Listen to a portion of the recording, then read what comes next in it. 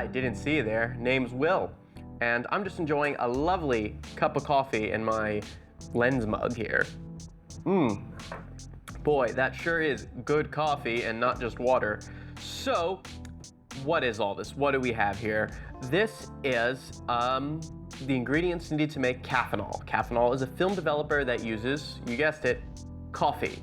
Interesting fact though, caffeine has nothing to do with it. It's all about the caffeic acid in the coffee, meaning you could even use decaf, for example, to do this. So what do we need to make Caffenol? We need instant coffee, the cheaper the better, washing soda, and vitamin C powder or ascorbic acid. So we're gonna make it. I have let this water sit here, and it is now room temperature, and I have all my ingredients pre-measured just for you to enjoy. Let's get a close-up on that. Let's get a quick look at our ingredients. Boy, don't they just look nice? Look at those ingredients. We will be making Caffenol C Delta recipe. That's the standard recipe, and we'll be making a half batch. So we'll take the recipe from caffenol.org and cut it in half. I've already pre-measured it, and we're gonna get started. So we have 500 milliliters of water and all of our ingredients. We will put in the instant coffee first. There we go, looking good. Give it a little stir.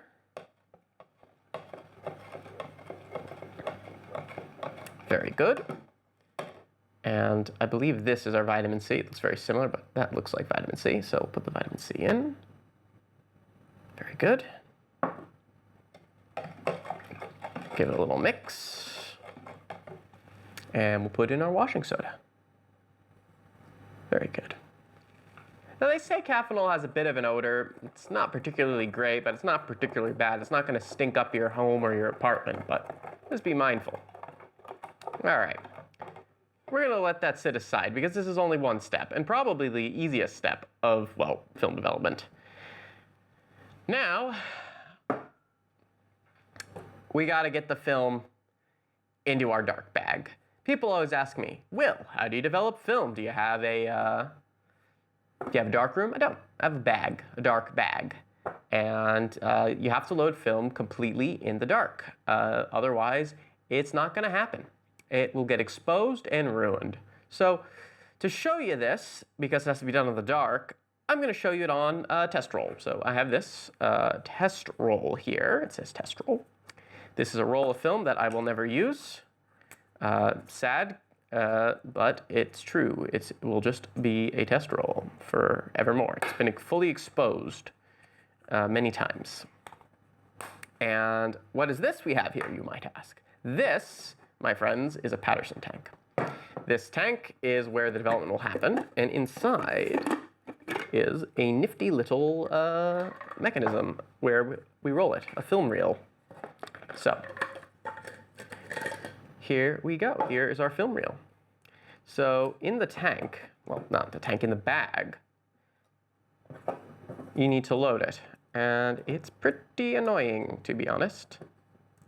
You need to do it just so.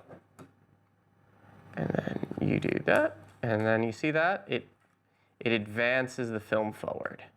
So you do that and it advances forward until it's fully wound on the reel.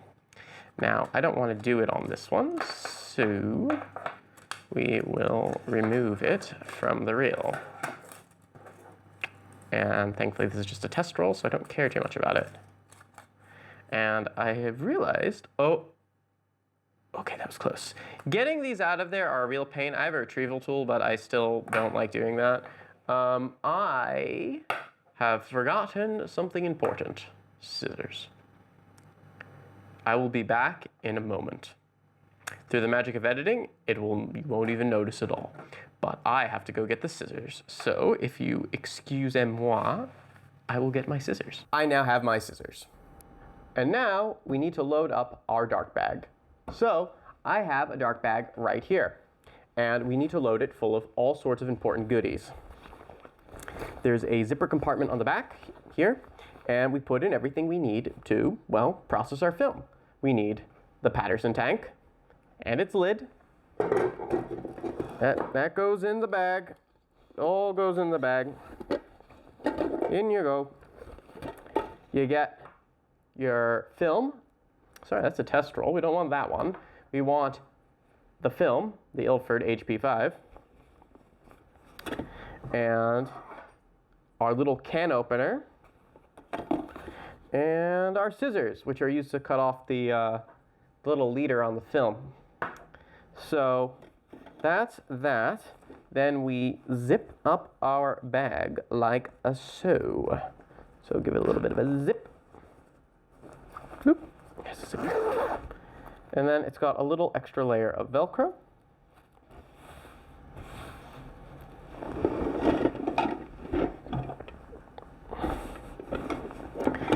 And this is where the fun begins. I always take forever trying to load one of these things, and because I am on camera, I am definitely going to take forever. So I might take off this jacket that I'm wearing just because, well, fashionable though it may be, I need to get my arms in this thing, and it gets really hot, and my apartment is hot for some reason, even though it's like 19 degrees outside, it's 24. That's right, I'm using metric.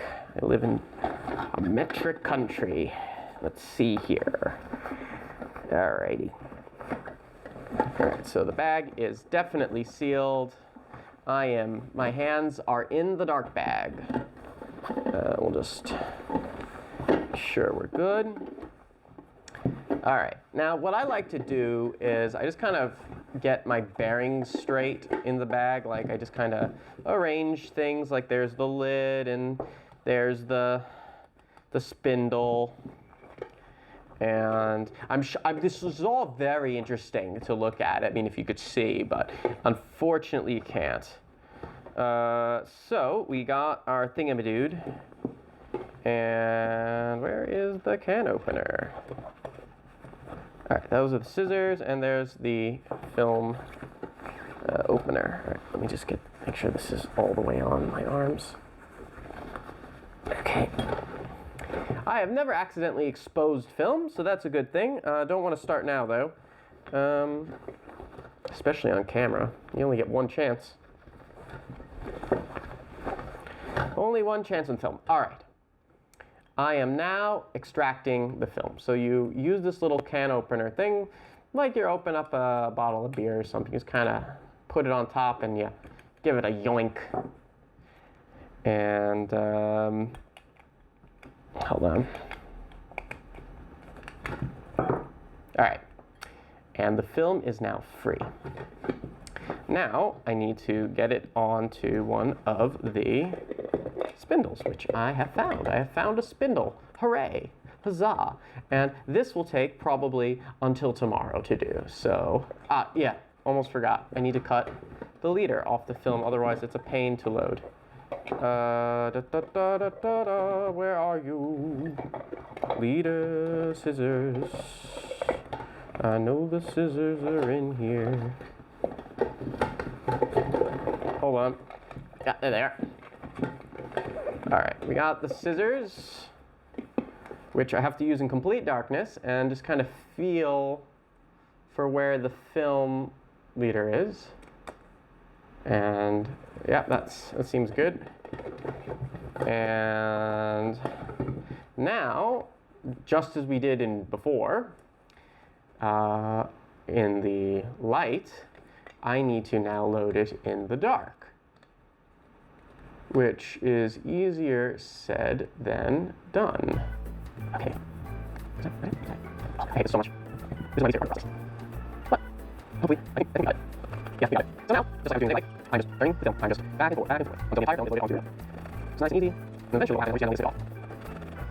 Almost. Look at this. Ooh, it makes some huge outside. Alright. And it's loaded. So now I can just cut it off of the thingamajig. Okay. Alright. Alright, there we go. There we go. Alright. And It's fully loaded now. Perfect. Last time I did this, it took me ages, and I was embarrassed. All right, there we go. Then we get our second spew and put it on top. And then we get the little funnel. This creates a light seal so that light don't get in. And we can do the rest in the daylight. So, okay, let me just make sure that's sealed up. Yep, nice and sealed. Nice and sealed. Okay. All right. That's good. I can get my hands out of the bag.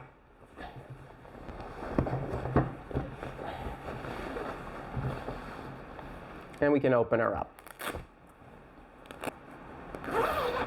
And we open up the bag. And we're good.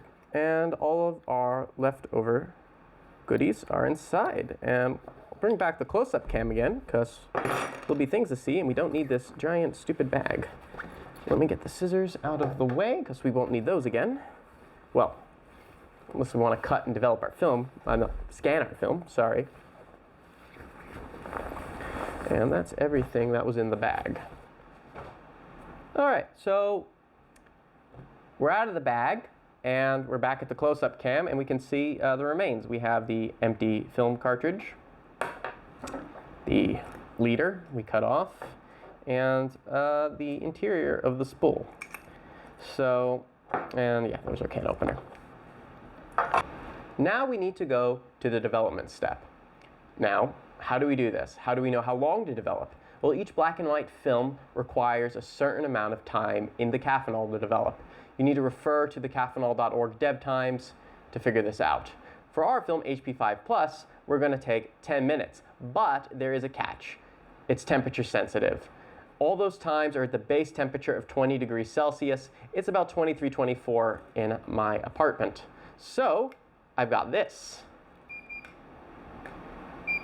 We've got a reading of 23.4. I've already done the calculations, and it's going to be about 7 minutes in the developer. So we'll do this. We'll open up our thingy, and let's get this angle a little bit better. Ooh, you can see the movie magic. And we're going to pour in the developer. So we'll just move the spoon out of the way. I should get a time. Oh, actually, I have a timer in front of me. It's literally recording, so I can do this. So this is going to take 7 minutes, and we just pour it all in. Nice and good like that.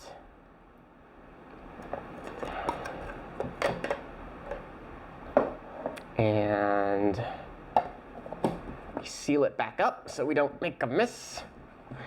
And all right, so about 7 minutes and agitate. So when that's about 9. Okay, 1, 2, 3, 4, and flip and turn. Flip and turn. And we do that every minute. So this will either not get finished being recorded, or because the camera will cut out, or whatever, but I'm gonna fast forward this, so.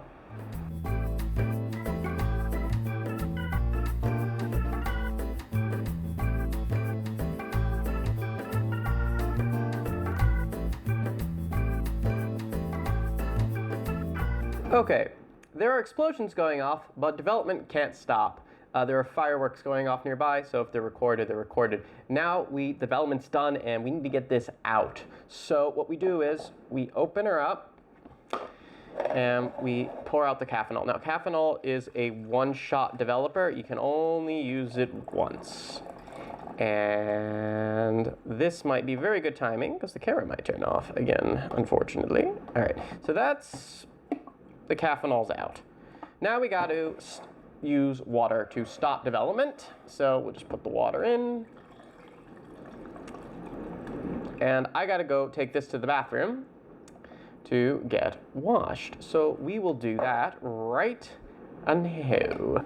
And welcome to the bathroom. So now we're going to, we'll get all the coffee out. Because next step is fixer. So we did that. I like to do this a few times. It's nice and doing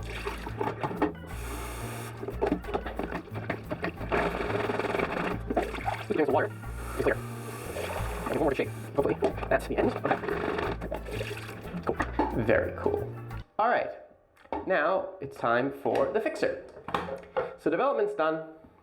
Fixing time. And we're back from the bathroom. So we have finished our development. We have washed the film using the water as a stop bath. Now we have to fix the film using the fixer. Future Will here with a minor correction. Fixer clears the film of any unexposed or undeveloped silver halide and prevents further exposure. We open up our thing again. We open up the Patterson tank one more time. Let's go back and get some close-up as well. And here we go. So we're starting to make a mess here, but that's all right. This is our fixer. And just pour that in. So I made 600 milliliters of fixer earlier today. Okay, in it goes. Very good. And we close her up. And leave it like that. So we let it sit for about 5 minutes. And we agitate pretty frequently.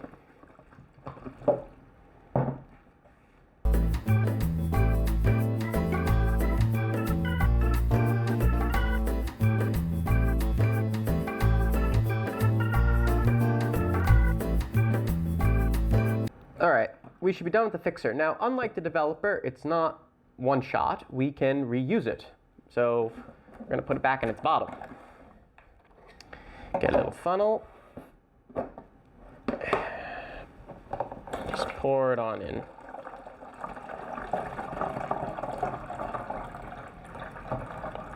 Make sure it's all out.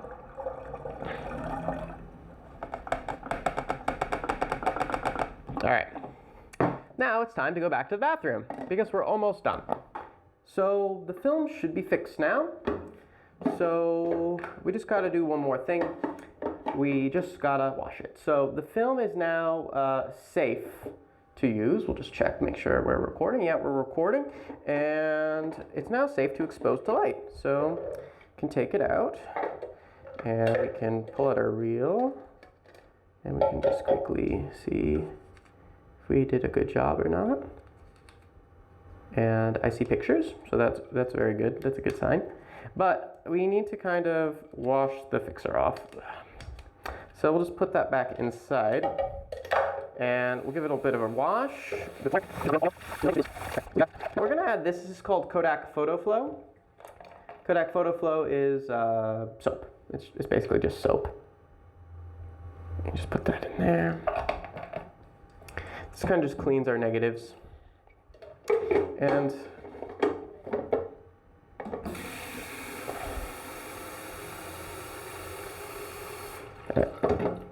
we'll do that.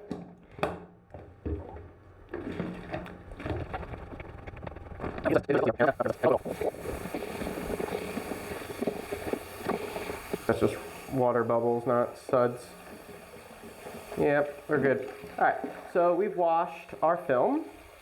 And now we got the really nice part. We get to hang it to dry. That's pretty cool, right? All right, so get our film and we get it out of the tank and I will take my recording device. Hey, Future Will here. I thought my GoPro was in 360 mode, so none of the video got captured. Basically, I turned on the shower to increase the humidity in the bathroom to prevent dust from landing on the film as well as to prevent it from drying too fast and causing the film to curl. So I turned on the hot water and hung the film to dry. I recorded this after realizing my GoPro wasn't in 360 mode, and as you can see here, we have the film hanging from a hook with a weight on it. This is so we can leave it to dry. All the photos seem to have come out perfectly fine, which is very good. And as we go down towards the bottom, we can see we have another weight that keeps the film nice and straight and stable. So yeah, there you have it. There's our film drying. And we're back. The negatives have dried. I have plucked them from their hanger. They're now in this little baggie here, and we need to cut them down so they can fit into our scanner. So labs, they can usually scan an entire roll without cutting. I gotta cut them because my scanner requires them to be cut into this size. Now, this is where doing it at home gets expensive. You need the equipment. I'm using a PlusTech 8100 scanner. You can get away with a flatbed as well, but they're quite costly. There's also DSLR scanning, but then you have to have a DSLR. You can also scan with your phone. I've gotten away with that, and a light table or like this. You could even use a smartphone or a tablet as a back source, but the results won't be quite as good as using a dedicated film scanner, so just a warning there. But this is more about development and scanning. So here we have our Caffenol negatives, and I got some white gloves. I'm going to try and use them. I hate using these things. I always find I lose all dexterity. So I might cheat a little, but we'll start with 2 and see where we go from there. So if I can get the negatives out. Okay, so there we go. So cutting our negatives is pretty easy. Oop. All right, so whoopsies. Okay, so to cut our negatives, it's pretty simple, but we want to do it carefully. Now, I'm lucky enough that we had a minor accident there. The other phone fell down. So I can't control that phone. I'm gonna have one normal hand. Okay. So where was I? Yeah. So we need to cut our negatives down to size. So I'm very lucky to have a Stereo Realist film cutter, which it's designed for the Stereo Realist, but it's great for cutting film. You can use scissors. That's what I used to do before I got my hands on this. This belonged to my grandfather, by the way. So I'm going to turn on this camera too. So this is the Stereo Realist film cutter, and I'm just going to put it down here. And we just got to get our negative and just line it up. And so this is very nice because it kind of hook on the negative. Oh, whoops! You can just kind of hook on the negative and just cover it, and then chop chop like that. It's quite handy. Now they make cutters for regular ones. Now we need 6, so we got 1, 2, 3, 4, 5, 6. Is that right? And then I believe, is that right? Is that the right spot? It's not a lot of data there. I think that's it. Okay. All right, hopefully that's a good cut. 1, 2, 3, 4, 5, 6. And is that the right spot? I think so. Hope so. Sorry, just checking.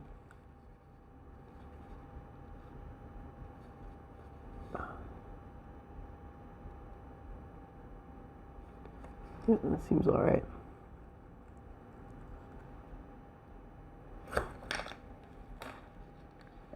All right, and there we have a row of 6, and then I just repeat this process until the entire row is done. So I'm gonna go do that now, and then when we get back, I will scan some and show you what that's like. After a few minutes of chopping up our film, we now have, as you can see here on the close-up cam, our negatives, and we'll get a bit of a look. There you go. You can see they're nice and cut. And now we can look at how to scan them. So we're going to use my trusty PlusTech scanner here. So we'll get into that. So what you do is you take your negatives. So I'll take these ones. I'm just going to put them over here. And we'll we'll just kind of jigger this down and open this. So mine's a little broken, but take your film carefully. Use that to kind of hold it in place.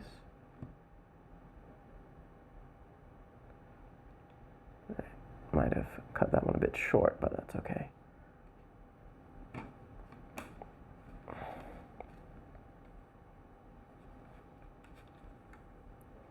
And there you have it. So it looks like I cut that one a bit too short, but we're good. And then we just kind of load them into the Plus Tech. So you just kind of stick it in. Okay, so we have the scanner loaded with our film, and now it's time to scan them. So we'll cut to a screen recording of ViewScan. Now, the Plus Tech comes with its own scan software called Silverfast, which I used for a while, but I switched to using my MacBook for scanning after I installed Linux on my main machine. And, well, ViewScan works on Linux, and Plus Tech software, Silverfast didn't seem to work right on my Mac. So I ended up switching. And it's pretty good software, so we'll take a look. So as you can see here, we've already done a preview, but we'll do it again. So you hit preview, and it quickly does a preview of the image. You can see here, it looks like there's a bit of dust on the negative. Now I have one of those air blowers that could probably do it. It could just be didn't clean this, the negatives good enough with water. But it came out pretty all right. And this was done with the Caffenol. And again, we just advance it manually. And we do a scan.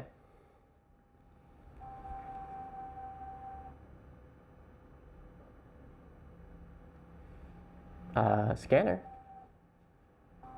Whoops.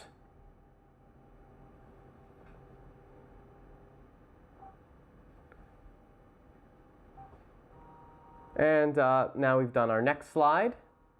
Some spilled milk. And another one.